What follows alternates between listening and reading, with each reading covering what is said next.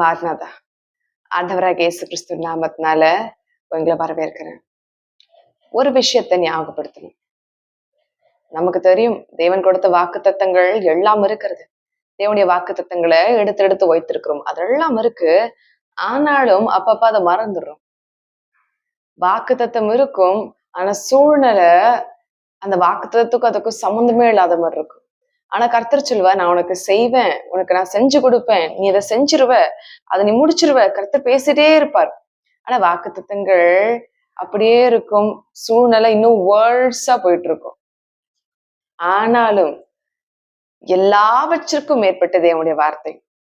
வார்த்தை நிலை நிற்கும், வார்த்தை மேற்கொள்ளும். வார்த்தைக்கு இருக்கிற வல்லமை விட வேற எதற்குமே வல்லமெல்லம். வசனம் தெளிவாக சொல்லப்பட்டிருக்கிறது. பொய் சொல்ல தேவன் ஒரு மனிதனும் அல்ல, மனமாற அவர் ஒரு மனுபுத்திரனும் அல்ல. அவர் சொல்லியும் செய்யாதிருப்பாரா? அவர் வசனத்தும் நிறைவேற்றாதிருப்பாரா? என்னாகமம் 23:19. வசனத்துல காரியங்கள் சொல்லப்பட்டிருக்கிறது. அவர் பொய் சொல்ல மனிதனும் அல்ல, மனமாற மனுபுத்திரனும் அல்ல. அது ஏன் இந்த வார்த்தை தேவன் மனிதர்கிட்ட சொல்றாருன்னா, தேவனுடைய வார்த்தையை அது நிறைவேற கால தாமதம் ஆகும் பொழுது அந்த விசுவாசம் உள்ளத்திலிருந்து அப்படியே போய் விடுகிறது. அப்ப ஆண்டவர் ஒரு ரிமைண்டர் கொடுக்கிறார். நான் மனிதன் அல்ல, பொய் சொல்ல மனிதன் அல்ல, மனமாற மனுபுத்திரனும் அல்ல. சில டைம் வந்து நம்ம நினைச்சிருப்போம், ஆண்டவர் வந்து சும்மா என்னை தேற்றுறதுக்காக இந்த வார்த்தை கொடுக்காரு. இல்ல, ஆண்டவர் ஒரு மனிதனோடு வார்த்தையின் மூலமாக பேசுகிறார்னா அது நிறைவேறும். அந்த வார்த்தைக்கு வல்லமை இருக்கு. அந்த வார்த்தைகள் காரியத்தை கொண்டு வந்து செய்து கொடுக்கும். அந்த வார்த்தை எல்லாவற்றுமே உங்களுக்காக உங்கள் பட்சத்திலிருந்து அதுவே நிறைவேற்றும். அப்படிப்பட்ட மகிமையான வார்த்தையின் மூலமாக தான் தேவன் பேசிக்கொண்டிருக்கார். அப்ப தேவ வார்த்தை என்பது அது நிலை நிற்கக்கூடியது. தேவ வார்த்தை அது பின்வாங்காது, அது வந்து தாமதிக்காது. அப்படி அல்ல. தேவனுடைய வார்த்தை கட்டாயம் அது நிறைவேறும். அவர் என்ன சொல்லுகிறாரோ, அவர் என்ன வார்த்தையினால அறிக்கை எடுக்கிறாரோ, உங்களுக்கு என்ன ப்ராமிஸ் பண்றாரோ அதெல்லாம் அப்படியே நிறைவேறும். அவர் மனிதன் அல்ல, பொய் சொல்ல மனிதன் அல்ல, மனமாற மனப்புத்திரனும் அல்ல. ஆண்ட வசனம் பின்ன கீழே சொல்லுது, நான் சொல்லியும் செய்யாதிருப்பேனோ, நான் வசனத்தும் நிறைவேற்றாதிருப்பேனோ. நான் தான் சொல்லியிருக்கேன்ல, சொன்னா அதை விட்டுருவேனா? வசனத்தினா அதை விட்டுருவானா? உனக்கு ஒரு வார்த்தை கொடுத்தால் அதை நிறைவேற்றுவது என்னுடைய கடமை. வார்த்தை கொடுத்தது நான், வார்த்தையை என்னால் நிறைவேற்ற முடியும். அவர் சாதாரணமானவர் அல்ல, அவர் பெரியவர், அவர் பராக்கிரமசாலி. காருங்க, எவ்வளவுதான் ஆப்போசிட்டா போனாலும், எவ்வளவுதான் சூழ்நிலைகள் ரொம்ப கடினமா இருந்தாலும், எவ்வளவுதான் நீங்க அக்கினிக்குள்ளும் நீங்க நெருப்புக்குள்ளேயும் வாட்டப்பட்டாலுமே தேவ வார்த்தை அது நிலை நிற்கக்கூடியது. தேவ வார்த்தை கட்டாயம் நிறைவேறும். அதற்கு ஒரு சிறந்த ஒரு எக்ஸாம்பிள் தான் ஜோசப் அப்படின்ற ஒரு பர்சன் இருக்கார். அவர் யாருன்னா, யாக்கோபனுடைய 12 பிள்ளைகள்ல 11வது பிள்ளை தான் இந்த யோசேப்பு. யாக்கோபுக்கு ரொம்ப பிடித்த பிள்ளை இந்த யோசேப்பு. அப்ப இந்த யோசேப்புன்ற மனிதன் என்ன பண்ணுவார் அப்படின்னா, அவருக்கு தேவன் சின்ன வயசுலயே ஒரு தரிசனத்தை கொடுத்தார்.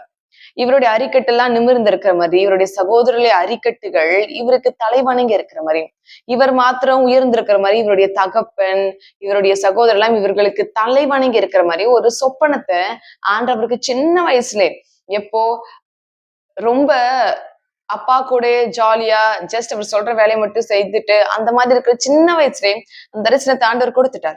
தரிசனத்தை கொடுத்த உடனே என்ன ஆகுது, இந்த தரிசனத்தை போய் இவர் வந்து தன்னுடைய சகோதரர்கிட்ட ஷேர் பண்றாரு, அப்பா கிட்ட ஷேர் பண்றாங்க. எல்லாருமே என்ன சொல்றாங்க அப்படின்னா சிரிக்கிறாங்க. அது மாத்திரம் இல்ல, அவனை வந்து திட்டுறாங்க. நீ எங்களை ஆளுகை செய்வியா? நீ எங்களுக்கு மேல இருப்பியா? இது அப்பா கிட்ட சொல்றாரு. அப்பாவும் அதே வார்த்தை தான் சொல்லுகிறார். யாக்கோபு தேவனை அறிந்தவர் தான், ஆனாலும் தரிசனம் புரியல. ஏன்னா ஒரு மனிதனோடு தேவன் பேசுவது அந்த மனிதனுக்கும் தேவனுக்கும் இடையே மாத்திரமே புரியும். அந்த மனிதனுக்கும் தேவனுக்கும் இடையே மாத்திரம் அது எவ்வளவு ஆழமானது என்று அர்த்தத்தை அவர்கள் தெரிந்து கொள்வதை தவிர இன்னொரு மனிதனால அதை புரிந்து கொள்ளவே முடியாது. அவர்கள் தேவ மனிதர்களாய் இருந்தாலுமே உங்களுக்கு கொடுக்கப்பட்ட தரிசனத்தை உங்களால மட்டும்தான் அதை உறுதியை பற்றி பிடிக்க முடியும். நீங்க எவர்கிட்ட சொன்னாலும் அவர்களால் அதை புரிந்து கொள்ளவே முடியாது. அப்ப யாக்கோபு கிட்ட தன்னுடைய பிள்ளை யோசேப்பு சொல்றாரு. ஆனா அவரை திட்டிட்டு உதாசீனப்படுத்திட்டு விடுறாரு தவிர அவர் அதை குறித்து எந்த ஒரு காரியமும் மேற்கொள்ள, அவர் ஜெபத்துல வைக்கல, தேவன் கிட்ட கேட்கல, விசாரிக்கல, எதுவுமே செய்யல. அதை அப்படியே விட்டுட்டார். அவருடைய சகோதரர் எல்லாம் சுத்தமா ஆவிக்குரிய ஞானம் இல்லாதவர்கள். அப்ப அவர்கள் என்ன செய்கிறார்கள், அவர்கள் இவனை திட்டுறாங்க. எந்த எக்ஸ்ட்ரீமுக்குன்னா, இவன் சொப்பனம் காண்கிறான், இவனுக்கு கீழே நம்ம இருப்போம்னு சொல்லிட்டு அவனை கொள்ளுகிற அளவிற்கு அது தூண்டப்படுகிறது. இப்ப இவ்வளவு காரியங்கள், இவ்வளவு விஷயங்கள் குறிப்பாக சொல்லப்பட்டிருக்கிறது. இப்ப நம்முடைய தேவன் எப்படிப்பட்டவரா இருக்கிறார் அப்படின்னா, அவர் வாக்குத்தத்தை நிறைவேற்றுகிற தேவனா இருக்கார். அப்போ ஒரு விசா ஆடு மேய்ச்சிட்டு இருக்காங்க. அப்ப யோசேப்பு என்ன பண்ணுகிறார், சகோதரர் பார்க்கும்படி போகும்பொழுது அதுதான் சமயம் சொல்லிட்டு அவனை குழியில தூக்கி போடுகிறார்கள். தகப்பன் கிட்ட அவன் செத்து போயிட்டான்னு சொல்றாங்க. அவன் எகிப்தியருக்கு வித்து போட்டுட்டாங்க. எகிப்தியருக்கு வித்து போட்டு அது போர்த்திபார் அப்படின்ற ஒருவருடைய வீட்டுல போயிட்டு அங்க வேலை செய்கிறார். அங்க வேலை ஒரு அடிமையை போல வேலை செய்கிறார். அடிமைதான். ஏன்னா வித்து போட்ட பிறகு அவர்கள் அந்த காலத்துல எப்படின்னா மனிதர்களை சந்தையில வாங்குவாங்க, அடிமைகளை.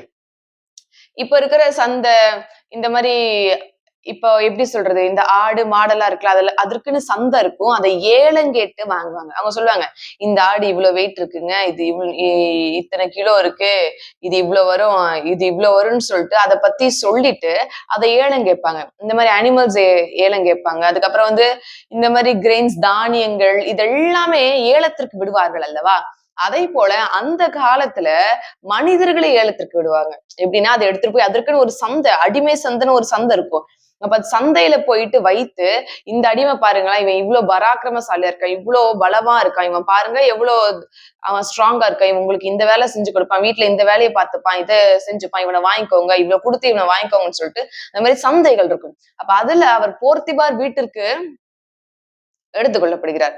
அப்ப எடுத்துக்கொள்ளப்பட்டு என்ன அங்க போய் வேலை செய்கிறார். வேலை செய்யும் பொழுது தேவன் கூட இருந்து அவரை ஆசீர்வதிக்கிறார். எந்த அளவுக்குன்னா அந்த எஜமானன் அடிமையாக யோசிப்ப பாருங்க. ஒரு எஜமானனா இருந்தா டிரெக்டா அடிமைகளோட டீல் பண்ண மாட்டாங்க. நடுவுல சூப்பர்வைசர்ஸ் நிறைய பேர் இருப்பாங்கல்ல. ஆனா அதெல்லாம் தாண்டி போர்த்திபாருடைய கண் யோசேப்பு மேல பட்டு தன்னுடைய வீட்டில் உள்ள எல்லா காரியத்தையும் அவன் யோசேப்புடைய கையிலே ஒப்பு கொடுத்தான் அப்படின்னா கர்த்தர் எந்த அளவுக்கு யோசேப்பு ஆசீர்வதித்திருப்பார்னு பாருங்க. யோசிப்பு என்ன செஞ்சாலும் ஆசீர்வாதமா இருந்துச்சான். அப்ப ஏதாவது 1, 2னா பரவாயில்ல, அவன் என்ன செஞ்சாலும் ஆசீர்வாதமா இருந்துச்சுன்னு சொல்லிட்டு அதை பார்த்து கொண்டு அதுக்கப்புறம் என்ன வீட்டுல இருக்க எல்லா காரியங்களுமே யோசிப்புடைய கரத்துல கொடுக்கப்படுகிறது. அதற்கப்புறம் என்ன ஆகுறது, ஒரு சின்ன சம்பவம். அப்ப போர்த்திபாருடைய மனைவி யோசேப்பிடத்துல தவறா நடந்து கொள்ளும் பொழுது இவன் என்ன பண்ணிட்டான், அந்த இடத்தை விட்டு வெளியே ஓடி வந்தான். ஓடி வந்தோடனே அவள் என்ன பண்ணிட்டா, அந்த பழியை தூக்கி யோசிப்பு மேல போட்டோடனே அவளை தானே நம்புவார்கள். போர்த்திபார் தன்னுடைய மனைவியை தானே நம்புவான். அப்ப என்ன பண்ணிட்டாங்க, இவனை தூக்கி ஜெயில போட்டாங்க. ஜெயில போட்டாலும் அங்கேயுமே ஏசப்பா இவர் என்ன செய்தாலும், யோசப் என்ன செஞ்சாலுமே ஆசிர்வதிச்சுட்டே இருந்தார். அங்க இருந்து எத்தனை வருடங்கள் இருந்தார் அதெல்லாம் கணக்கா தெரியல. கிட்டத்தட்ட அவர் 30வது வயசுல ராஜாவாக உயர்த்தப்பட்டார்னு சொல்றாங்க. அதே போல 17வது வயசுல அவர் அடிமையாக விற்கப்பட்டு கிட்டத்தட்ட ஒரு 13 வருடங்கள், இங்க பாதி வருஷம் அங்க பாதி வருஷம் வச்சுக்கோங்களேன்.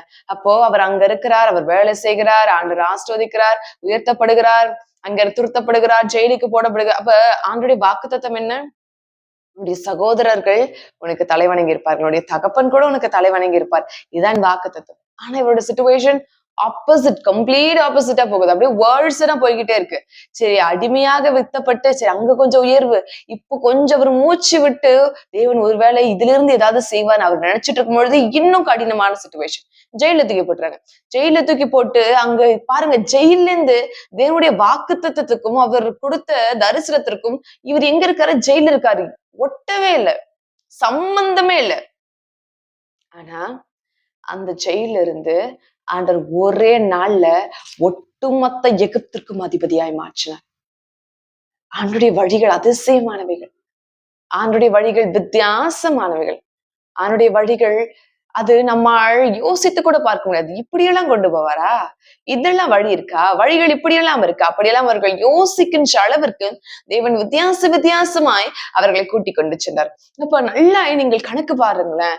அப்ப தேவனுடைய திட்டங்கள், அவருடைய வழிகள் வித்தியாசமானது. உன் நினைவுகள் என் நினைவுகள் அல்ல, உன் வழிகள் என் வழிகள் இல்ல. கர்த்தருடைய வழிகள் வித்தியாசமானது, கர்த்தருடைய பாதைகள் முற்றிலுமாக வித்தியாசமானது. இப்ப நம்ம எப்பேற்பட்ட பிள்ளைகளா இருக்கணும், அவரை உறுதியை சார்ந்து கொண்டு பற்றி பிடிக்கணும். ஆண்டவரே வாக்குத்தத்தம் கொடுத்திருக்கிறீர், நான் சூழ்நிலை எதையும் பார்க்கல, வாக்குத்தத்தம் உறுதியை பற்றி பிடிக்கிறேன். நீர் எனக்கு நன்மையான காரியத்தை செய், நீர் எனக்கு நன்மையான காரியத்தை செய், நீர் இந்த வாக்குத்தத்தை நிறைவேற்றுவீர் என்ற விசுவாசம் எனக்கு இருக்கு ஆண்டவரே.